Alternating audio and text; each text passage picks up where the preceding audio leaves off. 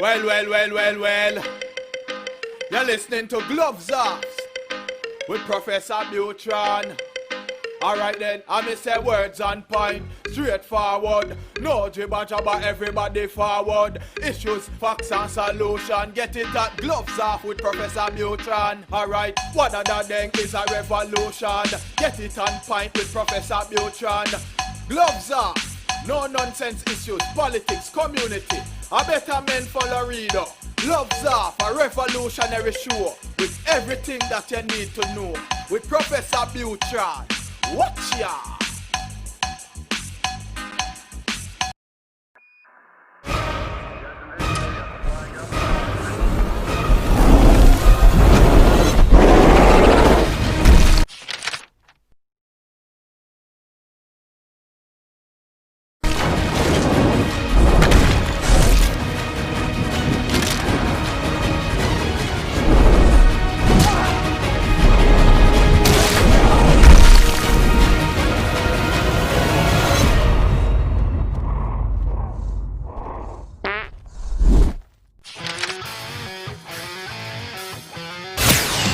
Gloves Off is always on point. Bringing you the best on current issues, community affairs, and the happenings around us. This segment of Gloves Off is brought to you by the best, so pay them a visit. Check them out. This is Gloves Off.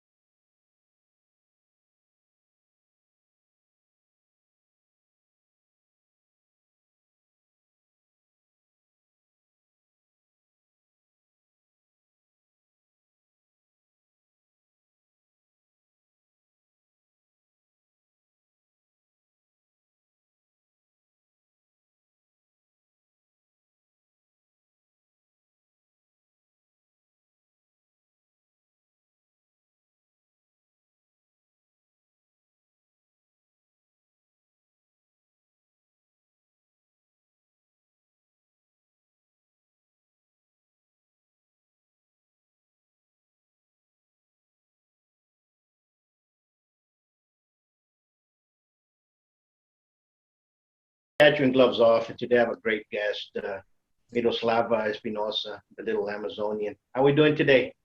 We're doing fine. Thank you for having me, Paul.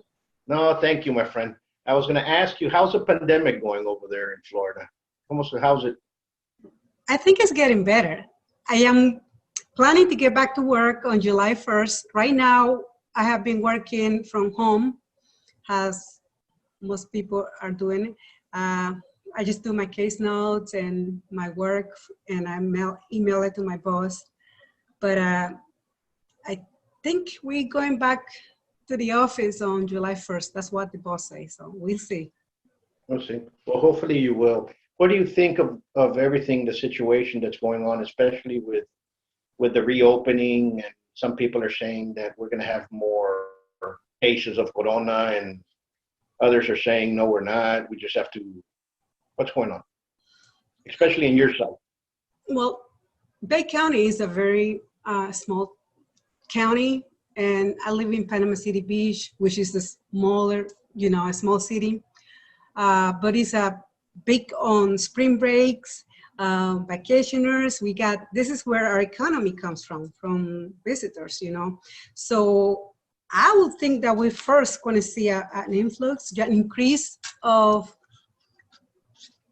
this virus, and because honestly I think that it has to, we have to get the virus, and we have to develop immune system, we have to develop something to attack back and fight back and get it over with. This is my opinion, I don't know. No, you're absolutely correct. I think people think the virus is going to be here with us for a long time from now on. And I think we have to develop that herd immunity.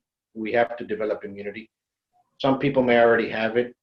Some people say, look at the numbers of the tests. More people are testing positive. Yes, but now we have more people testing. Before we didn't have the tests as much, So of course, if you have more tests, more people testing, you're going to have more people coming out positive. Yes. What I see is the destruction to the small businesses that it did. There's a lot of small businesses here that are not opening up. As you well know, we have a martial arts school, we've had it for 30 years. There's a lot of associates throughout Texas that are not going to open up their schools anymore because they can't. How is it over there with the small businesses? Well, the beach business are open. I mean, the governor opened the beaches, and soon afterwards, everything start opening. Of course, people are maintaining distance and trying to keep the mask, wearing mask, and some wear gloves. But I got my nails done a couple of weeks ago, and I had to wear a mask, but it was crowded. I mean, it was packed. So I think all the small businesses are open up. The nail shops, supplies, everything is open up over here. I haven't seen any business that are closed. I haven't been in town that many times, so I'm not sure how it's affecting the city in downtown, Panama. But here in the beach, pretty much everything is open. I think it's just because the tourists, the tourism over here is more, more people out of state are coming over here too. Absolutely. I was going to ask you, how is everything in Panama City going with the protests, the riots? Are you all being affected? Not really. I have heard about a couple of protests, and like on the beach, like a couple of weeks ago, a weekend ago, there was some protests, like 100 people or less than that, and but nothing major, nothing big. Thank God, Okay. Here we've had some protests. We haven't had riots, but I know that other cities in Texas have riots. Yeah. And the protests and everything else. And I'm all for protesting. Okay. It's our right. But for you to go and do destruction, that's a no-no. That shouldn't be. And the best way to protest leaders is to vote them out. And if you're not satisfied with a leader, either you do a recall, or when the election comes, you vote out. And that's what needs to happen. But you don't go destroy properties of others, Looting, and that's a no-no. No, that's a no-no. But let's talk about let's talk about positive. No. Let's talk about your book. Yes, my book. Show us the cover. This is my book. The Little Amazonian. Yes. This is the English version, and this is the Spanish version. La Pequeña Amazona. My English version was published back in 2015, September 29, I believe so. And my Spanish version was published 2 years ago, 2018, I think. I'm not sure. But I have to translate it to Spanish because my followers, my friends, it's like 80% Hispanic. So, of course, I had to translate it to Spanish. It was translated to Spanish. Tell us a little bit about the little Amazonia, La Pequeña Amazonia. Yes, that's correct. It's based on my life story from my childhood to the present. And it's a book about, I would say, about motivation, the young generation. My daughter has read some chapters, and she loves it. She thinks there's a chapter in there about Monica. That's my daughter. She's like, yeah, you gotta read my chapter. It's Monica. I'm in mommy's book. I'm famous. I'm like, no, you're my world. So of course you're going to be there. And it's about motivating. Hopefully when she grows up in a few years, she will read it all and she can understand and process better, what my book is about. I will recommend it and suggest it for like 15 and up, 15 years old teenagers. That age that is, wild, and we want to do everything and we think we know everything. No, we don't. I was once 15 years old and I thought I knew everything. No, I didn't. And I've read it. I've read your book, and I can say that it's a great book on a woman that found empowerment, and it's a motivational book. And that's basically what that book is for. And I think most women should read it. Exactly. And to understand a different perspective of the willpower of becoming.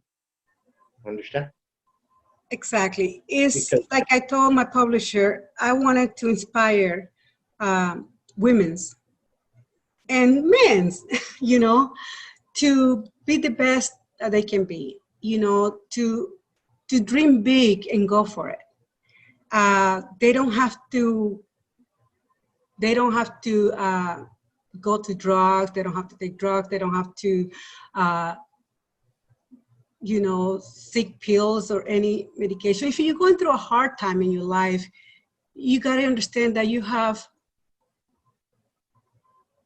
how can I say this? You have the power to control your dreams and to accomplish your goals. And you have to be able to look into it and move on. That's what I did. I was going through a hard time in my life, and I decided to, not to dwell into, learn from the experience and move on.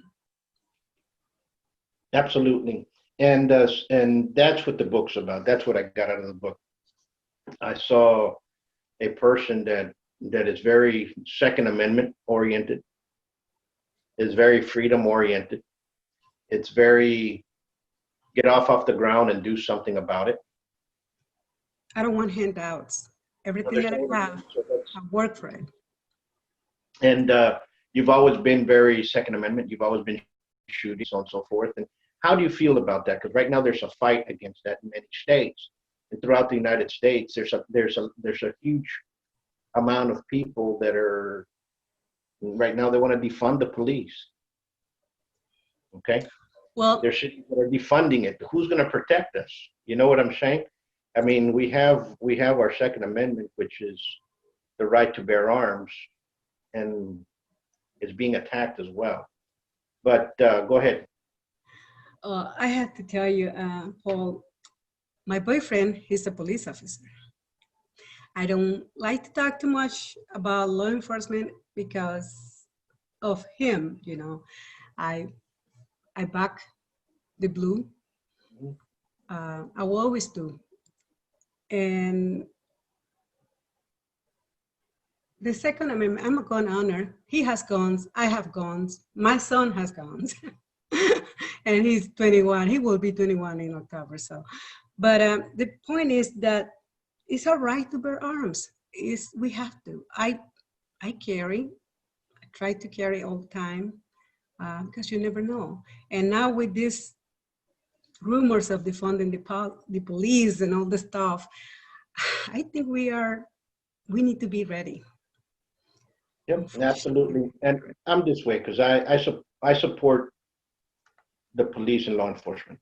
Okay, and I also understand that there's a lot of great police officers out there, and at the same time, we do have some bad badges.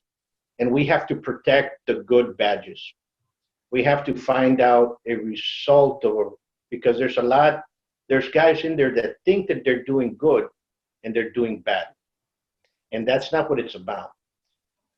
And what happens is we have to get those guys help that are doing these actions. And if maybe being out in the street is not for them, maybe they can still be a police officer But now you're going to be into investigations, or you're going to be into filing cabinets, or taking care of evidence rooms or something like that. And you're going to be doing something else instead of being out in the street. That doesn't mean you run them. So right now we're in a very difficult position, because I stopped teaching police officers for a long time, because all of a sudden I started finding out that several of them were beating up people that were handcuffed. Oh, wow. And I said to myself, there's no way I'm going to continue teaching that. I'm not going to be part of that problem. But we cannot defund the police. We have to get them better training.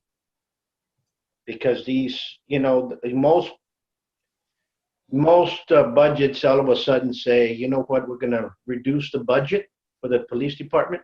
What goes out? The training. Exactly. Okay. They'll send one person to go get a certificate for 8 hours, and they come back and they expect him in those 8 hours to teach all these things to all these people. And he doesn't have the muscle memory to do any of that. I'm talking about a martial artist that's been doing martial arts for a very long period of time. I've taught police departments. I've taught police departments, not only here, in other countries as well. And it's a difference. You need progression in time for you to be able to understand muscle memory, just like shooting, just like what you do. And you have to train at it. And how you train is what you're going to do in the street. How you practice it's what you're going to do. And if you're doing something mediocre, well, mediocrely, you're going to do it out in the street. So it's not working, so you're going to try to muscle and do something else. And that's what I've been seeing in a lot of these videos that are coming. So we really need to get training. In some countries, they specialize in it, but here we've lacked it. Let's talk about guns. What's your favorite, or what do you carry? I get a Glock. I like Glocks. I have few of them. I'm not gonna say how many. I carry Ruger, and I have a 43 Glock 43 as well. But those are my favorites. I love all guns as far as I can shoot them. I just like guns. And my boyfriend, like I said, he's a police officer, and we go several times to the shooting range. We try to go as often as possible, as much as possible, like once a month or twice a month. And we practice, because practice makes perfection. Absolutely. What would you tell a woman that's right now saying, I want to go out there and I'm going to go get a gun? What would you tell her to look for? I will say to get a gun that she's comfortable with. Small, start with a revolver. I will say revolvers are easy. Get a small revolver and practice as much as you can until she is able to feel comfortable with it. You have to feel comfortable with a gun in order to use it and in order to be good. Absolutely. So what are your next projects, Mito? Paul, right now, everything is on the air. I have so many trips planned for this year, but this virus and now this protests and riots and all these uncertainties and this in our country has been put a stop on everything. It's putting a pause and everything. All my plans are like, but I do, like I say, I'm going back to work, hopefully next month. And I'm a family advocate. So I deal with a lot of children's, most Hispanic families as well. So we'll see how many trips can I do before the year is over. and see if I can. I might try to go shoot for a SHOT Show in Vegas next year, January. I'm not sure yet. But like I say, everything is on hold right now. I don't know what to expect anymore because I would want to go to the Virgin Islands. I was planning to go to Jamaica, back to Jamaica again, but now everything is on hold. I don't know. I'm just like waiting right now. I think everybody is. If somebody wants to purchase your book, how can they get in touch with you? Well, I have a few Spanish version and English version with me. They can contact me through my Facebook social medias, Instagram. I am on there. Just type my name, Mirosalva Espinosa. And my book, of course, is on Amazon. And the link is, just type on Amazon, search for my book, The Little Amazonian, and o La Pequeña Amazona, en Amazon.com. And ahí lo pueden conseguir. Sure. Awesome. Well, I want to thank you for standing up, and I want to thank you for showing others and empowering them, especially through your book and with what you do in Panama City, because I know you're very involved in the community.